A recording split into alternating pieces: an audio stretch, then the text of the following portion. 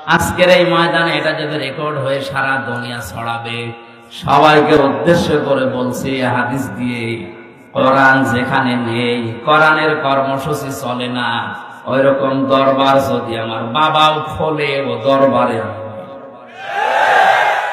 কোরআন যে দলে চলে না, কোরআনের কর্মসূচি দিয়ে দল বানায়নি, ও দলের প্রতিষ্ঠাতা আমার বাবাও যদি হয়, ও দলে আমি নেই।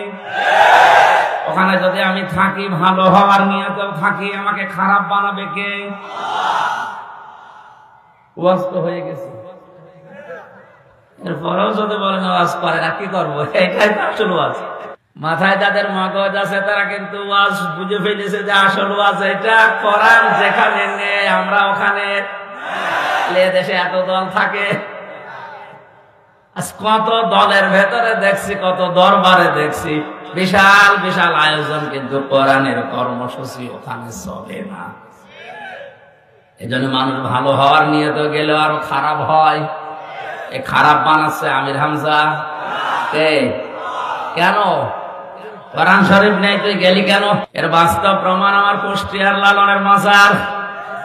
হাজার হাজার মানুষ বছরে 2 বার করে যাচ্ছে ওর জন্ম বার্ষিকী, মৃত্যু বার্ষিকী করার জন্য, অথচ কোরআন ওখানে চলে না, কোরআনের নিয়ম নীতিও নেই। আমার মনে হয় সারা দেশ উড়িয়ে যাই কয় কেজি গাঁজা পাবেন, ওখানে পাওয়া যাবে। এখন বলেন তো, আপনার মাথায় যদি মগজ থাকে বুদ্ধি করে, ওখানে যারা যাচ্ছে খারাপ নিয়তে যায়, ওই সে কুড়িগ্রাম, নীলফামারী, পঞ্চগড় থেকে বউ, ছেলে মেয়ে, বেটার বউ সব সাথে করে চলে আসছে। টাকা পয়সা তো ওদের বেশি নেই, জন্য ছাদের মাথে উঠে চলে আসে। জিজ্ঞাসা করবেন কোথায় যাচ্ছেন, বলে আল্লাহর ওলির দরবারে। বাস্তব বাড়ির পাশেই তো আমার বাড়ি, দেখেছি কত মানুষ ভালো হওয়ার নিয়তে এসে, কোরআনে কারিম যেহেতু নেই, এই জন্য ভালো হওয়ার পরিবর্তে আরো খারাপ হয়। আগে গাঁজা কি বুঝতো না, এখন গাঁজা খাওয়া ধরেছে। আর ফরিদপুরের একটা জায়গা আছে, ওখানেও কোরআনে কারিম চলে না, কোরআনের নিয়ম নীতি নেই, ওর বাবা যা বলে ওইটা চলে। এই জন্য ওখানে গিয়েও মানুষ আরো খারাপ হয়। আগে বিড়ি খেত না, এখন বিড়ি খায়। আগে দাড়ি কাটতো না, এখন দাড়ি কাটে। ওকে ভালো হয়েছে না খারাপ হয়েছে? এই জন্য তো হাদিস আদাল্লাহুল্লাহ দেওয়া, যে যেখানে বসে, দাঁড়িয়ে, শুয়ে, যেভাবে শুনছেন, একটু চিন্তা ভাবনা করে শুনেন। আজকের এই দিন থেকে, এই ময়দান থেকে সিদ্ধান্ত নিয়ে যাবেন, কোরআন যেখানে নেই, ওখানে গেলে কিন্তু আমি আর গোমরা হব।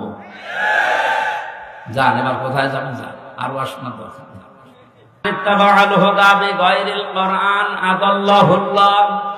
তিরমিজি শরীফের হাদিস, নবীজি বলেন, কোরআন বাদ দিয়ে যদি পৃথিবীর কোন জায়গায় কেউ ভালো হওয়ার নিয়তেও যায়, ওকে আল্লাহ নিজে দায়িত্ব নিয়ে তোমরা বানিয়ে দেবে। শব্দের দিকে খেয়াল করেন, আদাল্লা ইউদিল্লু বাবে ইফআল। যদি দল্লা শব্দ দিত, দল্লা ইয়াদিল্লু অর্থ হতো আপনি নিজেই নিজেকে খারাপ বানিয়ে ফেলেছেন। বাবে ইফআল থেকে আসার কারণে বাংলা অর্থ দাঁড়িয়েছে, আপনি হয়তো ভালো হওয়ার নিয়তে কোনো জায়গায় গিয়েছিলেন, কিন্তু কোরআনে কারিমের কর্মসূচি, পদ্ধতি, নিয়ম নীতি সেখানে ছিল না। এই জন্য আল্লাহ নিজে দায়িত্ব নিয়ে আপনাকে আরো খারাপ বানিয়ে দেবে। মগজ যাদের মাথায় আছে, চিন্তা করেন তো, হেদায়েত দেওয়ার মালিক আমি, আমির হামজা কে? এখন উনি যদি দায়িত্ব নিয়ে আপনাকে আরো গোমরা বানিয়ে দেয়, তো কোন বাবা আপনার পথ দেখাবে? কথা বলেন না কেন? বিশ্বনবী হযরতে আবু বকরকে সাথে নিলেন, 2টা উট নিয়ে তারা গেলেন গারে সৌর, যেখানে 3.5 কিলোমিটার প্রায় আমি নিজে উঠেছিলাম। মুহাম্মদুর রাসূলুল্লাহ ওখানে যে 3 দিন অবস্থান নিয়েছিলেন। হযরতে আবু বকরকে নবীজি বললেন, ক্লান্ত হয়ে গেছি, সারা রাত হাঁটতে হাঁটতে, পাটা একটু বিছিয়ে দাও তোমার ওর উপরে মাথা দিয়ে, আমি একটু ঘুমিয়ে যাই। তিনি বললেন, হে রাসূল আপনি দাঁড়ান, পাহাড়ি এলাকা, সাপ বিচ্ছু থাকতে পারে। নিজের বিভিন্ন কাপড় যেগুলো ছিল ছিঁড়ে ছিঁড়ে বিভিন্ন গর্তের ভেতরে দিয়ে মুখ বন্ধ করলেন, আর একটা গর্ত বন্ধ হয়নি। হযরতে আবু বকর বলেন, আমার পা দিয়ে গর্তের মুখে পা দিয়ে আমি বন্ধ করে রেখেছি। 1000 বছর একটা সাপ এখানে বসে আছে, 1000 বছর। ও তাওরাত কিতাবে শুনেছিল মুসা আলাইহিস সালাম তাকে তেলাওয়াত করে নাকি শুনিয়েছিল যে এই রাস্তা দিয়ে শেষ নবী মুহাম্মদুর রাসূলুল্লাহ হিজরত করে যাবেন, এই জায়গায় আশ্রয় নিলেও নিতে পারেন। ওই দিন থেকে এই সর্পটা মুহাম্মদুর রাসূলুল্লাহকে এক নজর দেখার জন্য 1000 বছর ওয়েট করছে। আমি সুবহানাল্লাহ আলহামদুলিল্লাহ বলার জন্য না, এখান থেকে একটা শিক্ষা পেয়েছি। একটা বিষধর সাপ যদি 1000 বছর গর্তের ভেতরে এত কষ্ট করে নবী মুহাম্মদুর রাসূলুল্লাহকে দেখার জন্য ওয়েট করতে পারে, 53 বছর হয়ে গেল, একটা বারের জন্য আমাদের মনে কি আফসোস আসে না? মুহাম্মদুর রাসূলুল্লাহ যেভাবে 10 বছর রাষ্ট্র দিয়ে কোরআন দিয়ে রাষ্ট্র চালিয়েছিলেন, আমরা একটু চালিয়ে দেখি। কত মানুষ তো চালালো, 53 বছর দেখলাম, কাঙ্ক্ষিত মানের শান্তি তো আমরা পেলাম না। এখন শুধু দেখতে বাকি আছে, কোরআন দিয়ে রেস্টা চললে কেমন দেখা যায় এটা দেখতে বাকি আছে। মুসাফির অবস্থায়, মাজলুম অবস্থায়, অসুস্থ অবস্থায় দোয়া করছে লক্ষ মানুষ নিয়ে, মাবুদ কোরআন দিয়ে দেশ চললে কেমন দেখা যায়, মরণের আগে অন্তত হলো একবার তুমি আমাদেরকে দেখাও। সাপ বিভিন্ন জায়গায় যেখানে যায় দেখে গর্তের মুখ বন্ধ। এখানে বারবার টোকা দিয়েছিল কিন্তু পা উনি সরাতে চাননি, এজন্যে দিয়েছেন সবল। হযরতে আবু বকর বিষের যন্ত্রণায় তার শরীর পর্যন্ত হলুদ হয়ে গেছে। বিশ্বনবী মুহাম্মদুর রাসূলুল্লাহর ঘুমন্ত অবস্থায় তার চোখের পানি পড়েছে। ঘুম থেকে উঠে বললেন, কি কাঁদো কেন? বাড়ির কথা মনে পড়েছে। হযরতে আবু বকর বলে, হে রাসূল, যেদিন আপনার প্রতি ঈমান এনেছি ওই দিন তামাম পৃথিবীর চাইতে আপনাকে আমি ভালোবাসি বেশি। সাপে আমারে কামড় দিয়েছে, যন্ত্রণায় আমার কলিজা পর্যন্ত রক্ত পর্যন্ত জ্বলছে, কিন্তু আপনি ঘুমিয়ে আছেন, ডিস্টার্ব হবে জন্য কিছু বলতে পারি নাই। নবীজি মুখের লালা দিয়ে ওই জায়গায় লাগালেন, সঙ্গে সঙ্গে যন্ত্রণা বন্ধ হয়ে গেল। ডাক দিয়ে বলে, আবু বকর আমাকে আগে জানালে না, তাহলে এই কষ্টটা পেতে না। সিদ্দিক আকবর বলে, হে রাসূল, এটা তো রক্ত জ্বলছিল, আমি যদি মারাও যেতাম মুহাম্মদুর রাসূলুল্লাহ আলাম করছিলেন তার আরামে আমি বিঘ্ন ঘটাতে পারতাম না। আল্লাহ বলেন, এভাবে যদি আমার রাসূলকে ভালোবাসতে পারো কি করব জানো? ইন কুনতুম তুহিব্বুনাল্লাহা ফাত্তাবিউনি ইউহিব্বুকুমুল্লাহ ওয়া ইয়াগফির লাকুম যুনুবাকুম আল্লাহু গফুরুর রহিম। এইভাবে করে যদি তোমরা আমার রাসূলকে ভালোবাসা দিতে পারো, আমি আল্লাহ বলছি জীবনের যত অপরাধ আছে সবগুলো আমি আল্লাহ মাফ করে দেব। সিদ্দিক আকবর কি ভেবেছিলেন যে আমার রক্ত জ্বলছে, কলিজা জ্বলছে, জীবনও যদি চলে যায় রাসূলের আরামে আমি বিঘ্ন ঘটাবো না। আজ বিশ্বনবী মুহাম্মদুর রাসূলুল্লাহ মদিনায় ঘুমিয়ে আছে, তার আদর্শকে যদি এই দেশে কেউ ভুলণ্ঠিত করে, তার আদর্শকে গালি দেয়, অপছন্দ করে, আমাদের জীবন চলে গেলে হলেও এর বিরুদ্ধে কথা বলা দরকার। গত কয়েকদিন আগে গালি দিয়েছে লালমনিরহাটে, কি এই যে কি কোন জেলা যেন, দিনাজপুরের কাহারোল এক অমুসলিম, আমি নাম নিলাম না, উনি মুহাম্মদুর রাসূলুল্লাহকে শেষ পর্যন্ত গালি দিয়ে ফেলেছে। আহ্বান জানাবো, নবীজি কিন্তু আমাদের কাছে কলিজার চাইতেও দামি। আপনি আর যাই করেন, কোরআন আর নবী এই দুইটা নিয়ে উল্টা পাল্টা কিছু বলবেন না, শেষে অঘটন ঘটে যাবে, সামাল দিতে পারবেন না। আমাদের পুঁজি তো এতটুকু, আমল দিয়ে জান্নাতে যাওয়ার মতো যোগ্যতা আমাদের নেই। আমরা যদি একটু ভালোবাসাও দেখাতে পারি, কিয়ামতে যেন আল্লাহ এইটার ওসিলা আবু বকরের সাথে একটু আমাদেরকে তোলেন, বলেন আমিন। বের হলেন ওখান থেকে, কিছু দূর যান, পায়ের যে সাপগুলো পড়তে থাকে, হযরত আবু বকর পায়ের সাপগুলো ছেঁচড় দিতে দিতে মুছতে মুছতে যান। নবীজি বলেন, তুমি পা ছেঁচড় দাও কেন? সিদ্দিক আকবর বলে, হে রাসূল, আবু সেহেল যদিও আপনি নাম দিয়েছেন, ও লোকটা কিন্তু আবুল হাকাম, বুদ্ধির পিতা। ওর এত বুদ্ধি, এত জ্ঞান, মানুষের পায়ের ছাপ দিকে বলে দিতে পারে যে কার ছেলে, কোন বংশের ছেলে, কখন হেঁটে গেছে। আমরা যেভাবে যাচ্ছি, সকাল বেলায় তো আমাদেরকে খুঁজতে বের হবে, পায়ের ছাপ দেখে দেখে আমাদেরকে ধরে ফেলতে পারে। এই জন্য আমি পা ছেঁচড় দিয়ে ওই জায়গা, ওই দাগগুলো আমি মুছতে মুছতে যাচ্ছি।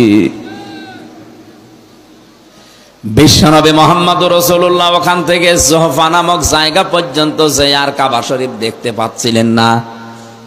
তখন মনের দুঃখ নিয়ে এই কথাগুলো বলেছিলেন, মাবুদ, কাবা তো আর দেখা যায় না, আমি তো যেতে মনে চাই না, শুধু তোমার আদেশ পালন করার জন্য আমি হিজরত করছি।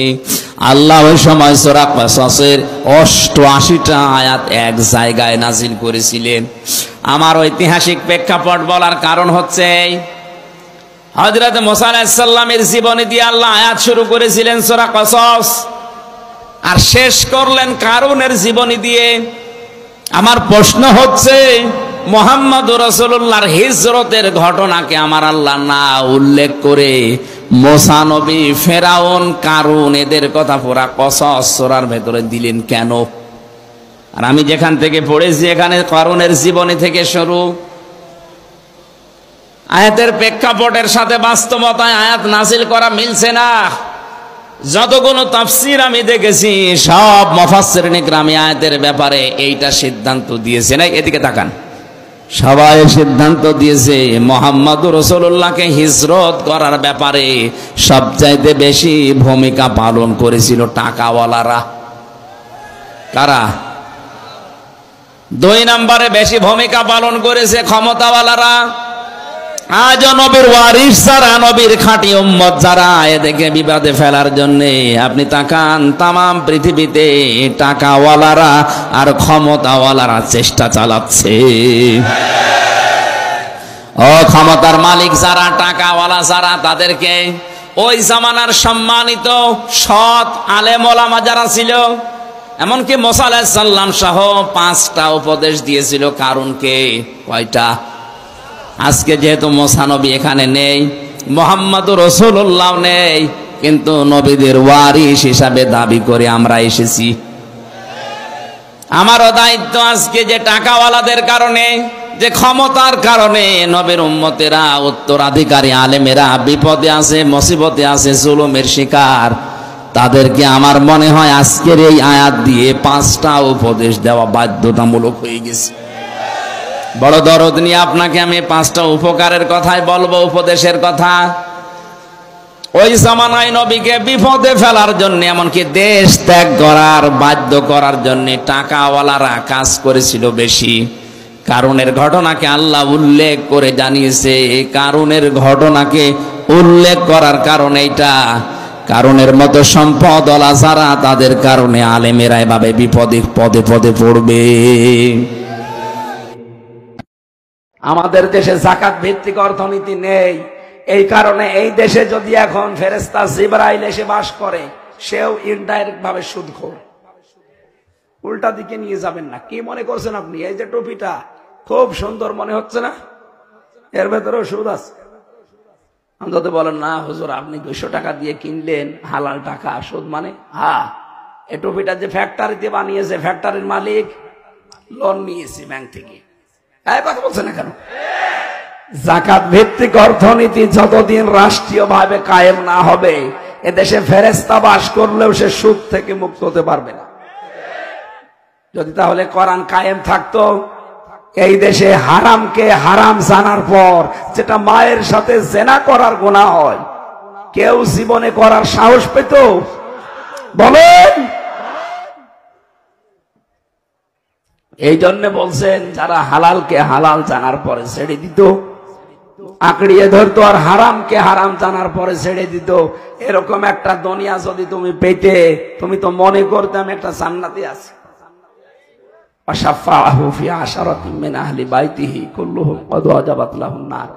হাদিসের এই অংশটা নিয়ে মুহাদ্দিসিনে কেরামের ভেতরে মতভেদ আছে, এই জন্য আমি ওদিকে গেলাম না।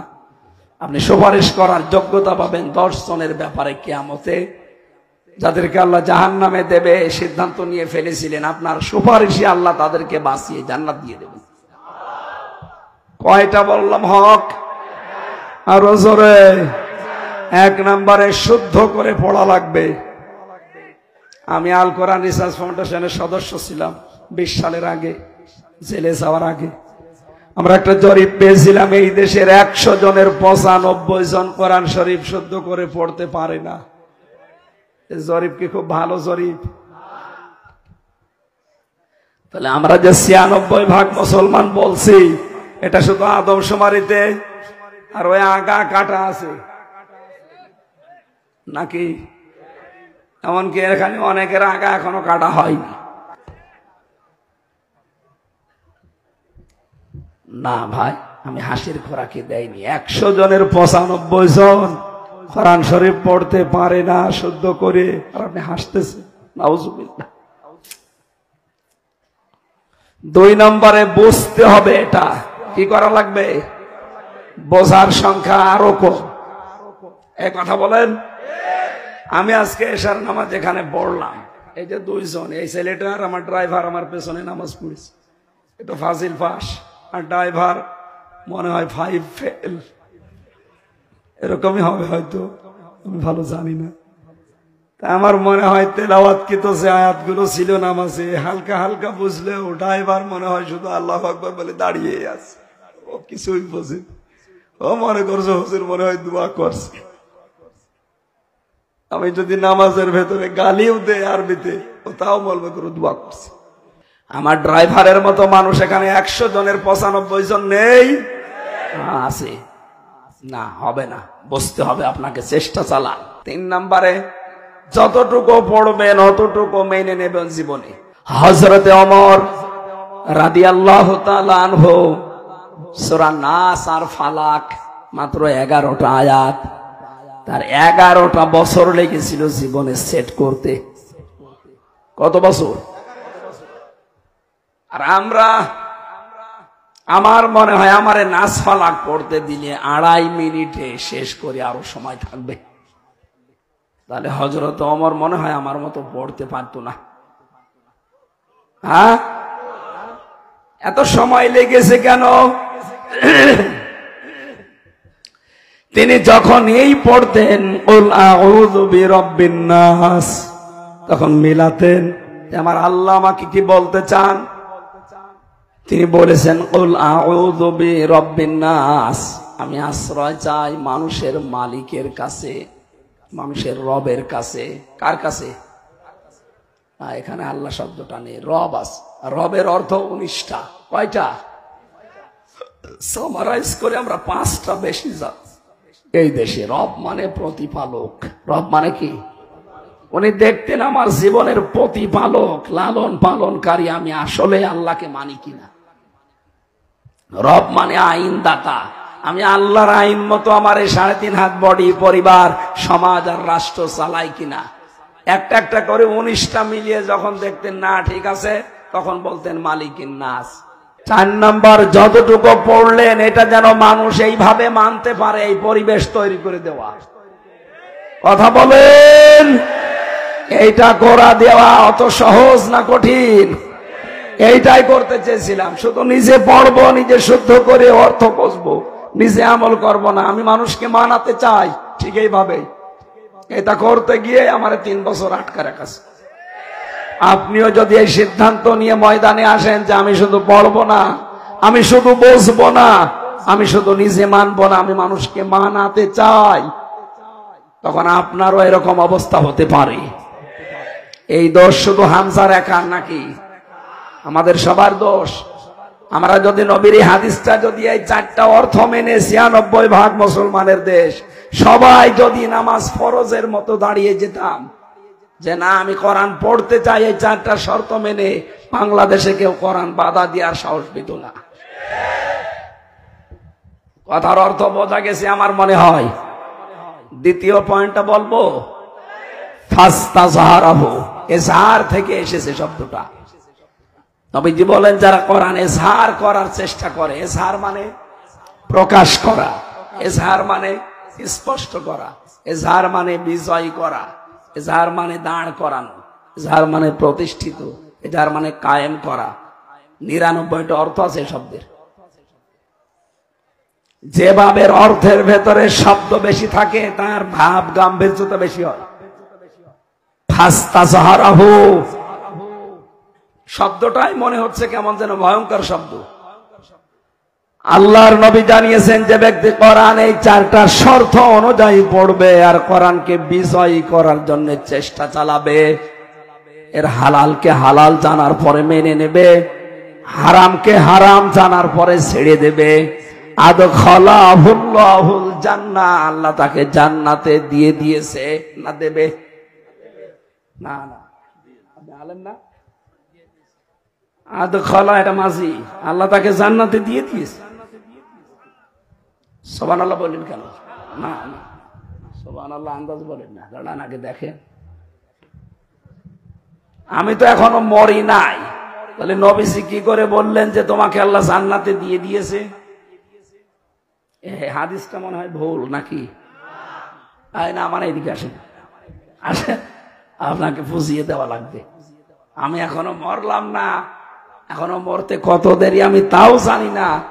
আর নবীজি বললেন যে প্রথমে এই 4টা শর্ত মেনে নাও, আল্লাহ তোমাকে জান্নাতে দিয়ে দিয়েছে। ফাইল আল্লাহ নিজে, আদখালাহুল্লাহুল জান্নাহ, আল্লাহ নিজে তোমাকে জান্নাতে দিয়ে দিয়েছে। ব্যাখ্যায় আমি পড়েছি, কোন মানুষ যদি সত্যিই কোরআন যেভাবে পড়া লাগে এইভাবে পড়ে আর কোরআনকে বিজয় করার জন্য চেষ্টা চালায়, কোরআন যদি বিজয় হয়ে যায়, যদি প্রতিষ্ঠিত হয়ে যায়, কোরআন কায়েম হয়ে যায়, তখন হালালকে হালাল মানা সহজ, আর হারামকে হারাম জেনে ছেড়ে দেওয়া তখন আপনি বাধ্য হবেন।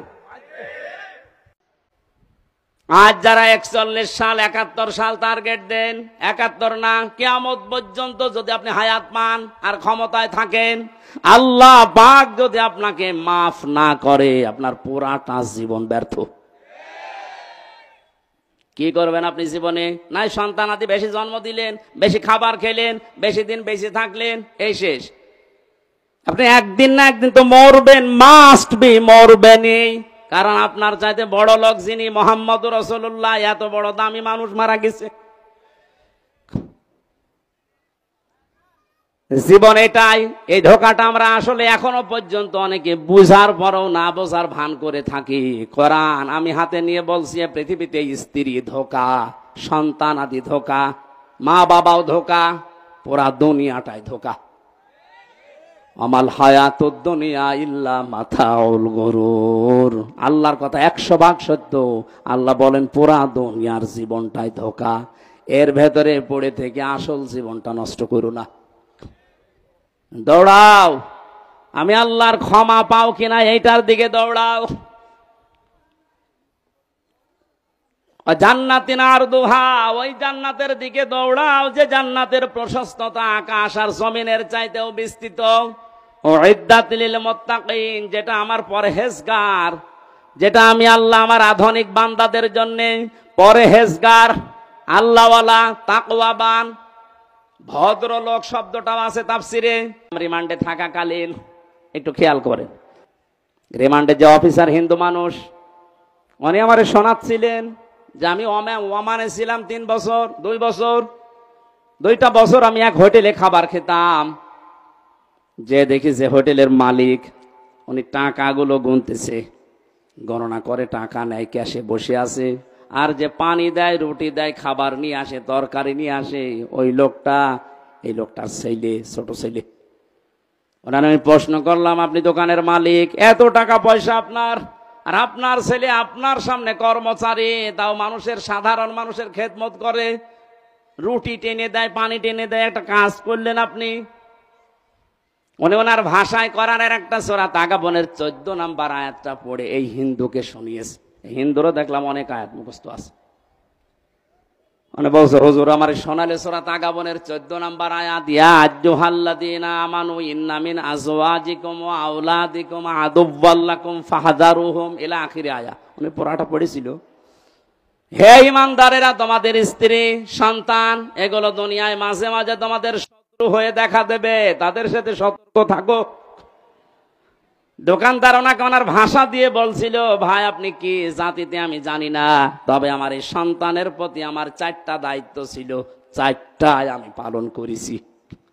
কোরআনে কারিম আমাকে বারবার এই আদেশ দেয় যে সন্তান দুনিয়াতে আসার পরে তার একটা সুন্দর অর্থবোধক নাম রাখো, আমি বাবা হিসাবে রেখেছি। 2 নম্বরে তাকে দ্বীনের শিক্ষা দাও, যতটুকু পড়লে ইসলাম মানা যায় আমি দিয়েছি। 2 নম্বরে আমার দায়িত্ব ছিল তাকে জ্ঞান শিক্ষা দেওয়া, কোরআনের হাদিসের আমি যতটুকু সমর্থ আছে আমি দিয়েছি। ইসলাম মানতে পারে এই অবস্থা তার আছে। 3 নম্বরে সৎ একটা পাত্রী দেখে তাকে পাত্রস্থ করেছি আমি, একটা কোরআন হাদিস জানা আল্লাহওয়ালা একটা মেয়ে লোক তাকে আমি এনে দিয়েছি। 4 নম্বর একটা হালাল কর্মজীবন তৈরি করে দেওয়া বাবা হিসাবে আমার দায়িত্ব আমি দিয়েছি, আমার যতটুকু সমর্থ ছিল। ওরে তো ঘুষ দিয়ে আমি কোনো চেয়ারে বসিয়ে দিতে পারি না, ওর যে যোগ্যতা ছিল ওই অনুযায়ী ওকে 20-22 হাজার টাকা মনে করেন কামাই করার মতো একটা তৈরি করে দিয়েছি আমি, আমার দায়িত্ব শেষ। আমাদের দেশে কোরআনের এই আয়াত পড়ার পরে মানার সিস্টেম কিন্তু এটা ছিল না। অনেকের সন্তান যে চেয়ারে বসার যোগ্য না, 10 লাখ টাকা দিয়ে হলেও ঘুষ দিয়ে চেয়ারে বসিয়ে দিচ্ছে। আমি নিচে নামতে পারলাম না, এই জন্য দুঃখিত। আমার ভাইরা, আমি যেটা বোঝাতে চাই, আল্লাহ রাব্বুল আলামিন খরচ করার জন্য যে নিয়ম নীতিগুলো আমাদেরকে দিয়েছেন, আপনি সুখে থাকেন দুঃখে থাকেন যে অবস্থায় থাকেন অভ্যাসটা জারি রাখবেন, আপনি খরচ করবেন।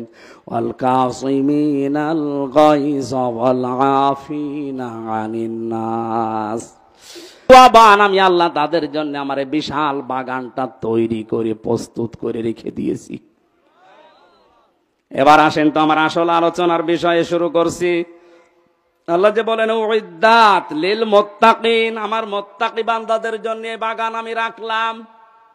হাদিসে কুদসির ভেতরে পড়েছি আল্লাহ রাব্বুল আলামিন হাদিসে কুদসি এটা, আ'দাতু লিইবাদিহিস সালিহিন মা লা আইনুন রাআত ওয়ালা উযুনুন সামিআত ওয়ালা খাতারা আলা কলবি বাশার। নবীজিকে দিয়ে আল্লাহ বলাচ্ছেন, নবী আপনি বলেন আমার বান্দার জন্য এমন বাগান এমন জান্নাত আমি তৈরি করে রেখেছি, কোনদিন কোনো মানুষের চোখ দেখে নাই, কোনদিন কোনো কান শোনে নাই এর বর্ণনা। আমি আর কতটুকু বর্ণনা দিতে পারবো তাফসীর দিয়ে। আল্লাহ পাক নবীকে দিয়ে বলাচ্ছেন যে এমন বাগান আমি বানালাম, আমার কোনো বান্দার চোখ তো দেখে নাই, কানও শোনে নাই, কোনদিন কারো কল্পনার জগতেও আসে নাই। মানুষের কল্পনার জগৎ ছোট না বড়? বলেন বলেন, কেমন বড় বলেন তো? আমি কল্পনা করলাম এখানে 10 তলা বিল্ডিং হবে, কয় মিনিট লেগেছিল?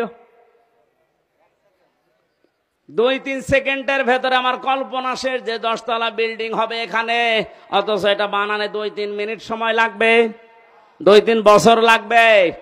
এরপরও কত মাল মশলা লাগবে আপনি হিসাব করেন। আল্লাহ পাক বলেন এই মানুষ যে কল্পনা করেছিল 10 তলা বিল্ডিং, ওয়ালাকুম ফিহা মা তাশতাহি আনফুসুকুম ওয়ালাকুম ফিহা মা তাদউন। আমি এমন জান্নাত বান্দা বান্দীদের জন্য বানিয়েছি যেখানে চাওয়ার আগেই জিনিস পাওয়া যাবে। জোরে বলেন সুবহানাল্লাহ। এই জান্নাতের দিকে আল্লাহ দৌড়ানোর জন্য আমাদেরকে আহ্বান জানালেন যে দৌড়াও, আমি প্রস্তুত করে রেখেছি আমার বান্দাদের জন্য যেটা কল্পনার জগতেও ধরে না। 5টা গুণ যারা দুনিয়াতে অর্জন করতে পারবে আমার আল্লাহ তাদের জন্য এই বাগান প্রস্তুত করেছেন। কয়টা বলেন বলেন? কোরআনে কারীম জানাচ্ছে আল্লাযীনা ইউনফিকুনা ফিস সাররাই ওয়াদ দাররা, যারা সুখে দুঃখে দান করে, মানুষের জন্য খরচ করে। ইউনফিকুনা এটা মুজারে, বর্তমান ভবিষ্যৎ, প্রেজেন্ট ফিউচার। যারা সুখে হোক দুঃখে হোক যে অবস্থায় থাকো খরচ করার অভ্যাস তৈরি করেন। এখন যদি বলেন আমার কিছুই নেই আমি করবো কি, যা আছে আপনি তাই করবেন, এটা আমার কথা বলার যোগ্যতা আছে, এইটা আমি ইসলামের জন্য মানবতার জন্য চেষ্টা চালাবো খরচ করার। আপনার লেখনের যোগ্যতা আছে ওইটা আপনি লিখবেন, আপনার ক্ষমতার চেয়ার আছে ওইটাই আপনি খরচ করবেন। ওসি সাহেব মনে করেন ওনার চেয়ারে খরচ করার বিষয় কি, চেয়ার খরচ করলে চেয়ার থাকবে। ওনার সামনে একটা এসআই সাধারণ একজন বিনা কারণে মানুষকে ধরিয়ে, ওনার কিছু করাও লাগবে না, টাকা পয়সাও দেওয়া লাগবে না, ওনার শুধু চেহারাটা সামনে নিয়ে যদি বলে এই বেটা কি করিস, এমনিতে আমার আল্লাহ ওই লোকটাকে মুক্ত করে দেবে। এটা ওনার খরচ, এটা কি। সুতরাং যে যেই পর্যায়ে আছেন ইসলামের জন্য মানবতার জন্য আপনি খরচ করে যান। যদি এটা এখন না করেন, আনফিকু মিম্মা রাযাকনাকুম মিন ক্বাবলি আইয়াতিয়া আহাদাকুমুল মাউত ফায়াকুলা রাব্বি লাউলা আখখারতানি ইলা আজালিন করিব ফাসাদ্দাক ওয়া আকুম মিনাস সালিহিন। মরণ যখন চলে আসবে মানুষ আরজি জানাবে, আল্লাহ আমার একটু সময় দাও, একটু সময় যদি পাই যা ছিল তোমার জন্য ইসলামের জন্য মানবতার জন্য সব দিয়ে আসবো, আমি ভালো মানুষ হয়ে যাব। কি হব বলেন বলেন, আমি ভালো মানুষ হয়ে যাব। আল্লাহ রাব্বুল আলামিন বলেন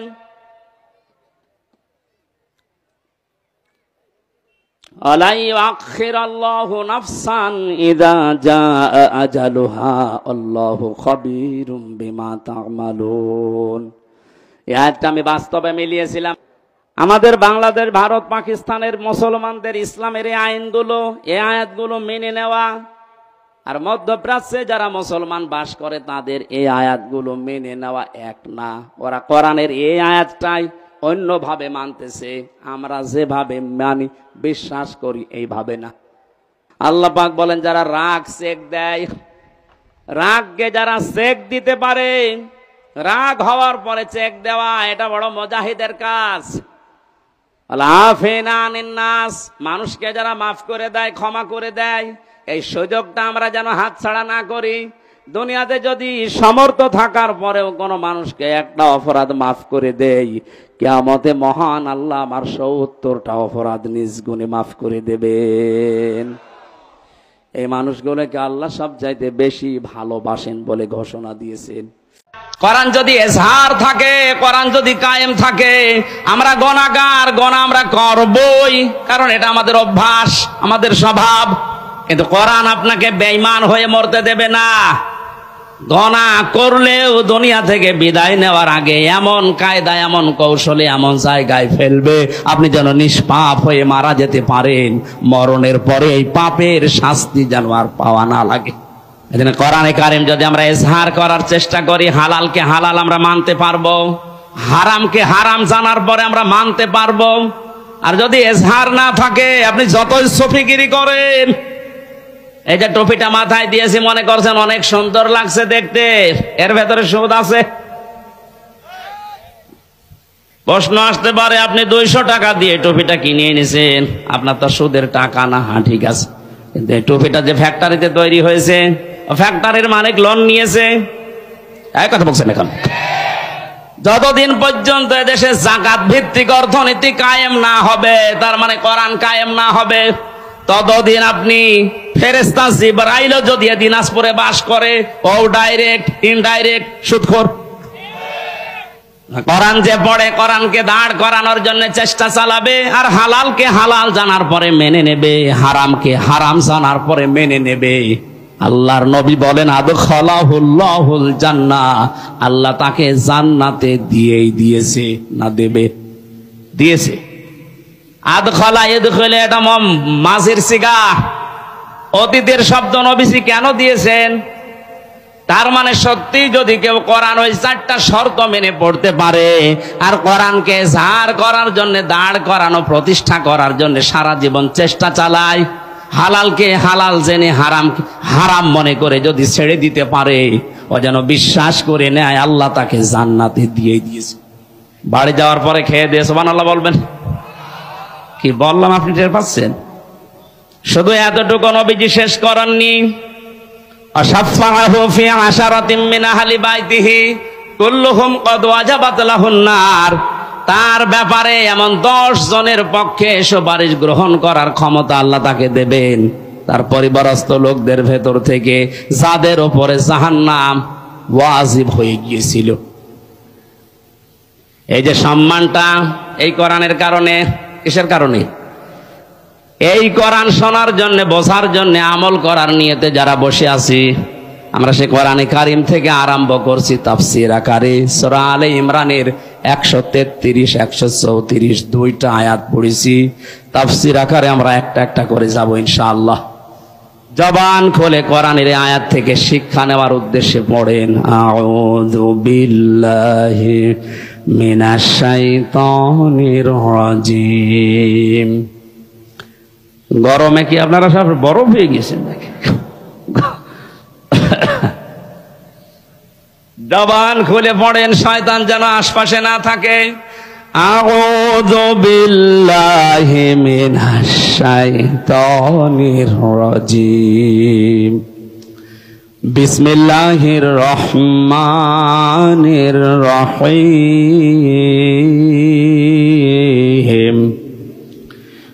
ওয়াসারিউ ইলা মাগফিরাতিম মির রাব্বিকুম ওয়া জান্নাতিন আরদুহা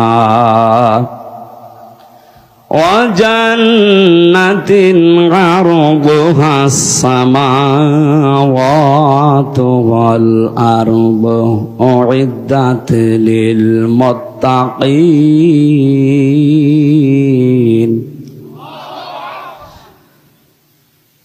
অনেকগুলো বিষয় ছিল, শানে নজুল ছিল, ঐতিহাসিক প্রেক্ষাপট, নামকরণ সব আমি বাদ দিয়ে দিলাম, যেহেতু গরমে আমার ভেতরে ঘেমে একেবারে শোধ চলছে, এত বাতাস হচ্ছে তারপরও ঘেমে যাচ্ছে।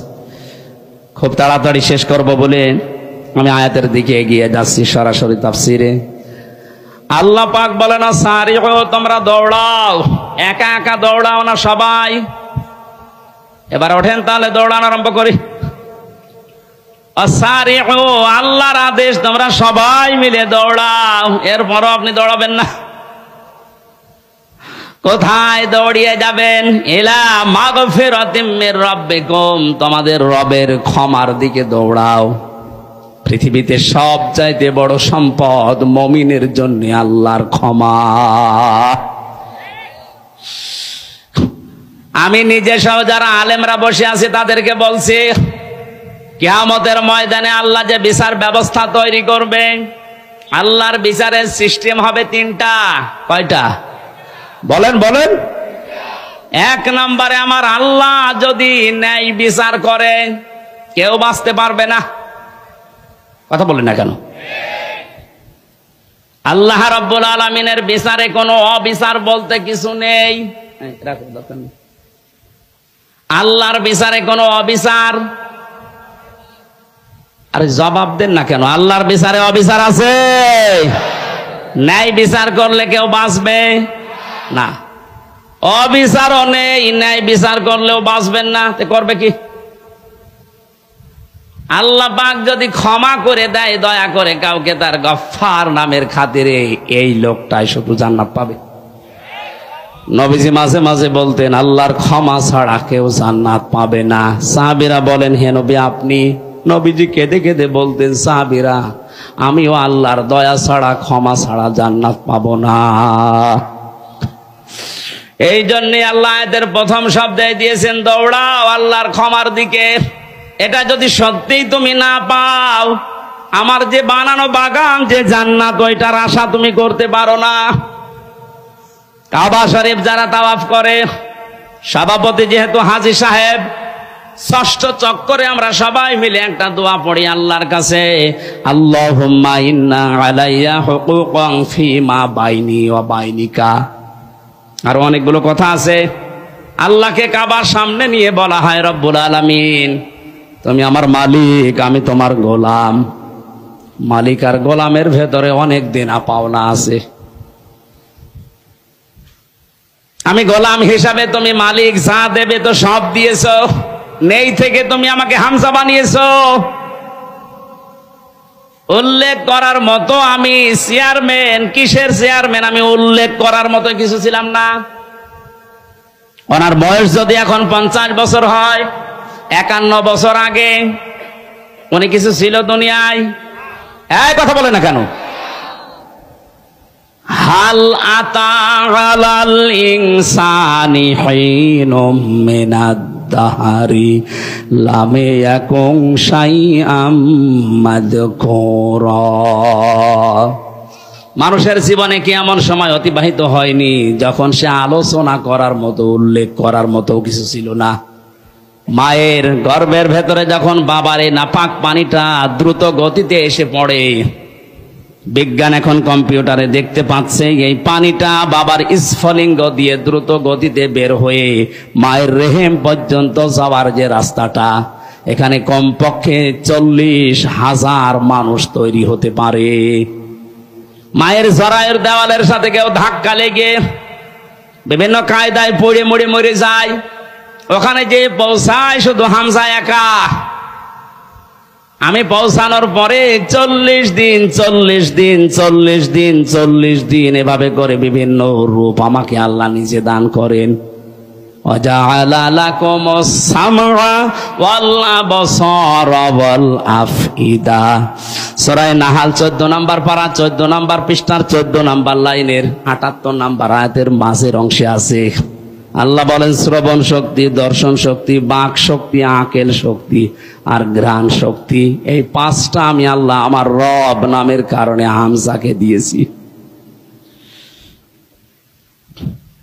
বাবার যে নাপাক পানিটা বের হয়েছিল, বিজ্ঞান এখন প্রমাণ করছে এই নাপাক পানিটা দিয়ে মহান আল্লাহ এই যে 40 দিন পার হয় মনে করছেন এমনি এমনি না।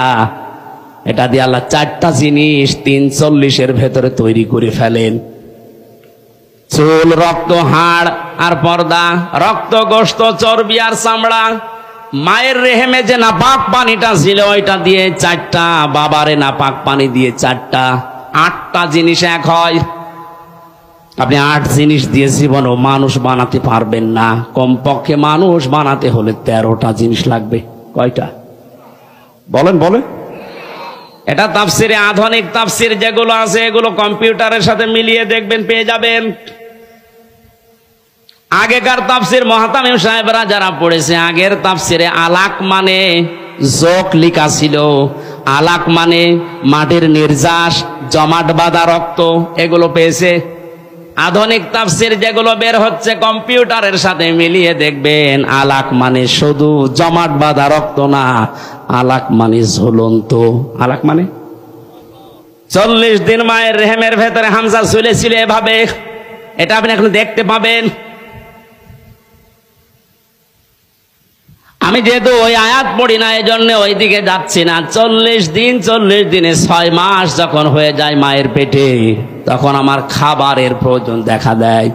পৃথিবীর কোনো মানুষ আমাকে ওই জায়গায় খাবার দেয়নি। মহান আল্লাহ তার রব নামের খাতিরে না চাওয়ার আগেই খাবার পৌঁছিয়ে দিয়েছে। আল্লাহ রাব্বুল আলামিন বলেন 13টা জিনিসের ভেতরে যেহেতু 8টা পেয়েছি, এখনো 5টা লাগবে। আমি যে রব নাম নিয়েছি, এই জন্য রবের কারণে তোরে 5টা জিনিস ফিরিয়ে দিয়েছি। তার ভেতরে শ্রবণ শক্তি, দর্শন শক্তি, বাক শক্তি, আকেল শক্তি আর ঘ্রাণ শক্তি। একটাও যদি কম দিতাম দুনিয়ায় আসতে কিন্তু অপূর্ণাঙ্গ হয়ে পূর্ণাঙ্গ হয়ে আসতে পারতে না।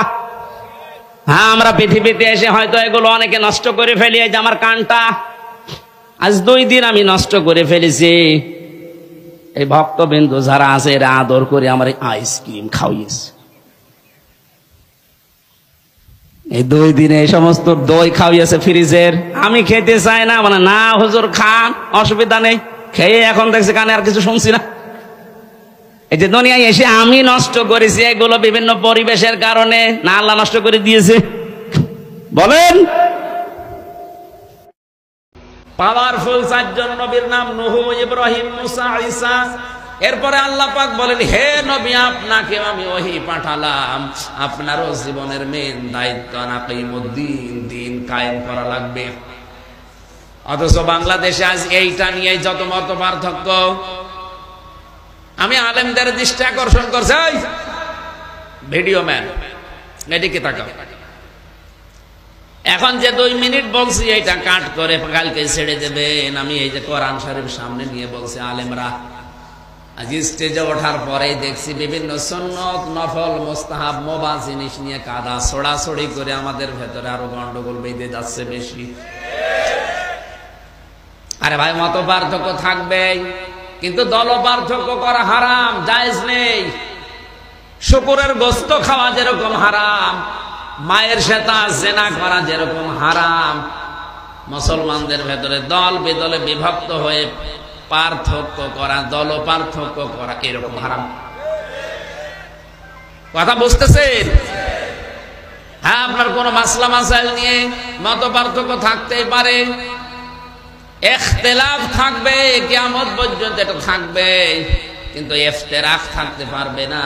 পার্থক্য করে আপনি আলাদা আলাদা হয়ে নতুন নতুন করে কাদা ছড়াছড়ি করবেন এর পেছনে পেছনে। এটা যারা করছেন বন্ধ করেন, এর দ্বারা মুসলমানদের কিন্তু ক্ষতি হয়ে যাচ্ছে। সব চাইতে আনন্দে আছে এই দেশের রাম আর বামরা।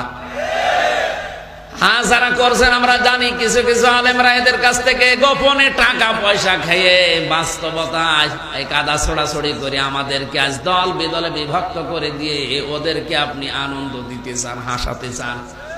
ওরা তো ওদের কাজ সিদ্ধি করে নিচ্ছে, স্বার্থ সিদ্ধি করছে, বাস্তবে আমাদের দ্বারা ইসলামের ক্ষতি হয়ে যাচ্ছে। এজন্য এটা বন্ধ করা লাগবে। দিন কায়েমের ব্যাপারে হ্যাঁ, আপনি পীর সাহেব, আপনি পীরের খানকা চালান, জিকির করান, ইবাদত শিখান, কোনো অসুবিধা নেই, কিন্তু আপনার জীবনের টার্গেট থাকা লাগবে কি করে ইসলাম এদেশে কায়েম হয়। কথা বলছেন,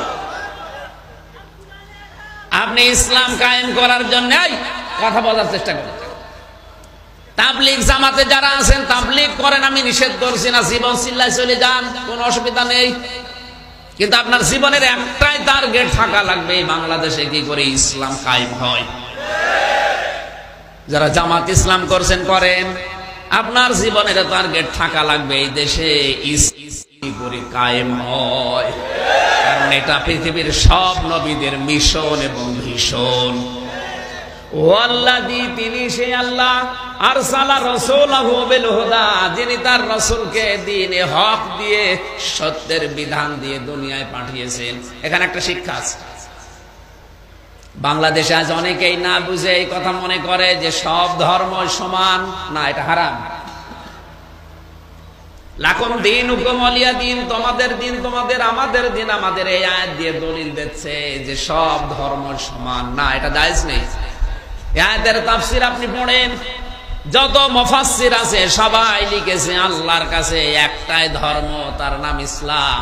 বাকি যা আছে একটাও আল্লাহর কাছে ধর্মই না। ধর্ম তো দূরের কথা, ধর্মই না।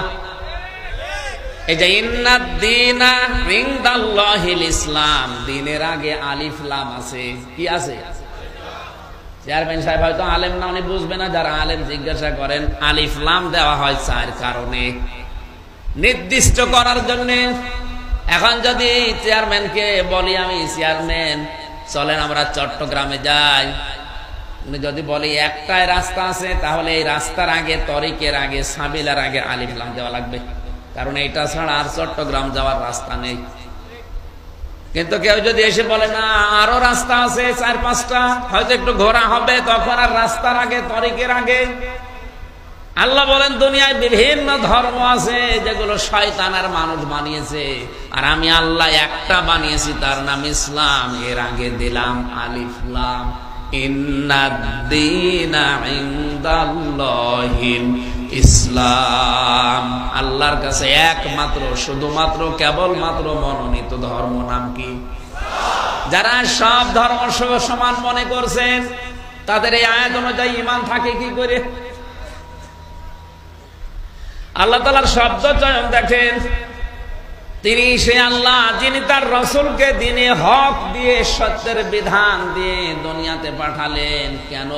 লিইয়ুযহিরাহু, আমি হাদিস পড়েছিলাম এই শব্দটাই ছিল লিইয়ুযহিরাহু। যাহারা ইয়াযহারু মানে ভাবে ইফআল থেকে ইজহার, এটা প্রকাশ করা। যেন তিনি প্রকাশ করতে পারেন, যিনি যেন বিজয় করতে পারেন, গালেব করতে পারেন। এজহার মানে প্রকাশ্য নিয়ে আসা। এজহার মানে কি? জাহারা এজহারও মানে প্রকাশ্য নিয়ে আসা, বিজয় লাভ করা, উপরে তুলে দেওয়া। ৯৯টা অর্থ আছে এজহারে।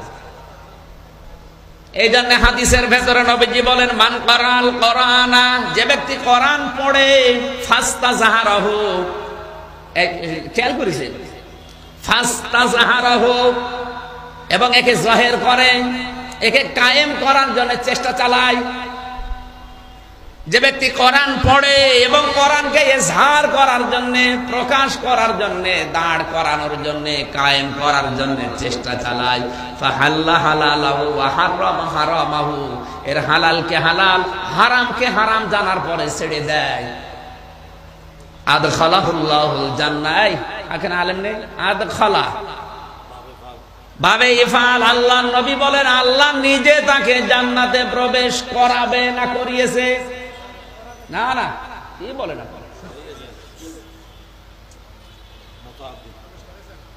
তাকে প্রবেশ করিয়ে দিয়েছেন। আদখালাহুল্লাহুল জান্নাহ, আল্লাহ নিজে তাকে জান্নাতে প্রবেশ করাবে না। সত্যি যারা কোরআনকে ইজহার করার জন্য, যারা প্রকাশ করার জন্য, কায়েম করার জন্য, কোরআনকে দাঁড় করানোর জন্য চেষ্টা চালায়, আর এর হালালকে হালাল জেনে আঁকড়িয়ে ধরে, হারামকে হারাম জানার পরে জীবন থাকতে ছেড়ে দেয়, এই লোকটাকে আল্লাহ যেন জান্নাতে দিয়ে দিয়েছে। তাহলে এই লোকটা জান্নাতি মানুষ, কোনো সন্দেহ নেই, কিন্তু এই হাদিসটা মানা লাগবে। এতটুকু নবীজি শেষ করেননি, পরের অংশটুকু কেন, যদিও মুহাদ্দিসদের ভেতরে মত পার্থক্য আছে, তারপরেও বলছি, ওয়া শাফাআহু ফি আশারাতিন মিন আহলি বাইতিহি কুল্লুহুম ক্বাদ ওয়াজাবাত লাহুম নার। আল্লাহর নবী বলেন, এই লোকটাকে আল্লাহ সুপারিশ করার জন্য যোগ্যতা দেবেন এমন 10 জন মানুষের, তার পরিবারের লোক, যারা জাহান্নামে যাওয়ার উপক্রম হয়ে গিয়েছিল।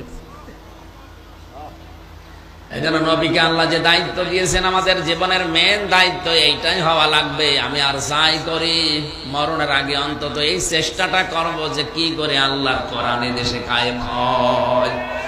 এটা যদি কেউ রাজনীতি মনে করে, দুনিয়ার কাজ মনে করে ছেড়ে দেয়, ও আব্দুল্লাহ বিন উবাইয়ের মতো মুনাফিক হয়ে মরবে।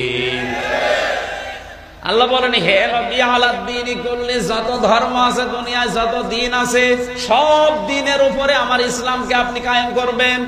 তো এটা তো ফেরেশতারা করে দেবে, কথা বলেন।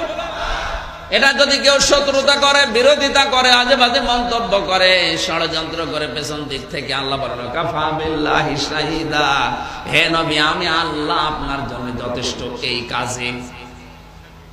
এই জন্য এই কাজের জন্য আপনি যদি কেউ এগিয়ে না আসেন, চট্টগ্রামের আল্লাহর দিন আল্লাহ টিকিয়ে রাখবে, আপনাকে নিয়ে অথবা আপনাকে ছাড়া। আপনি যদি আসতে চান, ওয়েলকাম, ভালো, আপনার কপাল ভালো। আপনি যদি বিরোধিতা করেন, আমি একটা কথা, শেষ কথা বলছি, এটা এই কোরআনের মালিককে আমি আমির হামজা, আমরা কেউ, এক কথা বলা লাগবে। এই জমিনের মালিককে আমরা, জমিনের মালিককে, কোরআনের মালিক আমরা, তাহলে কি? না না, আমরা খাদেম, আমরা এই কোরআনের কামলা, খাদেম, লেবার, মনীষ, পাঠ, যাই বলেন, আমরা তো খালি খেদমত করে যাচ্ছি। এই জমিনটাতে মনে করেন আমি সভাপতিকে বললাম, ভাই 5টা মানুষ নিলাম, এখানে ধান লাগাবে, 5টা পর্যন্ত ধান লাগান, বিকাল 5টায় আপনাদের বেতন দিয়ে দেব।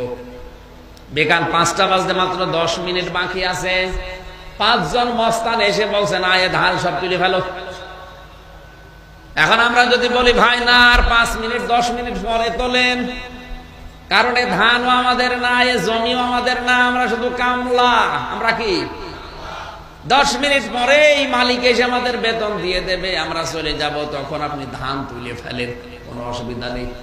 কিন্তু 10 মিনিট আগে আমরা তুলতে দেব না, কারণ বিকাল 5টার আগে আমাদের বেতন। কথা বলে না কেন? এরপরেও যদি মস্তানরা বলেন, না, আমরা তুলে ফেলবো, তখন বাধা দেওয়া লাগবে না? এক কথা বলেন। বাধা দিতে গিয়ে যদি হাতাহাতি হয়, হোক, যদি ওকে মেরে ফেলা লাগে, কথা বলেন, মেরেও ফেলা লাগবে, কারণ আমার বেতন দরকার। বেতন না হলে আমার পরিবারের লোক চলতে পারবে না। এটা যেমন সহজে বুঝলেন। এখন মালিক এসে 10 মিনিটের ভেতরে মালিক এসে যদি দেখে না সব তুলে ফেলছে, ও মালিক মনে হয় কিছু বলবে না।